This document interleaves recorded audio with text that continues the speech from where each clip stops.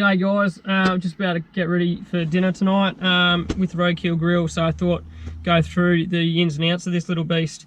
So first things first, it's a 12 volt portable food warmer, not a cooker, so you can't throw your raw meat in there expecting it to become a barbecue meal. So it's ideal for your spaghetti bolognese or your microwave dinners from Woolies or your ham and cheese rolls or nachos, whatnot. So it's ideal for that kind of stuff. Heat that up and get going. Next thing is maybe allow for an hour and a half for, say, your spaghetti or your nachos, but for the things that are really frozen, like your meat pies or your frozen dinners, allow for 2 hours for cooking.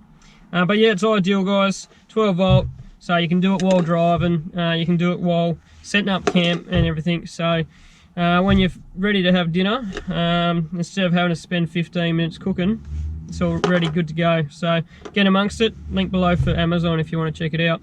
Happy days.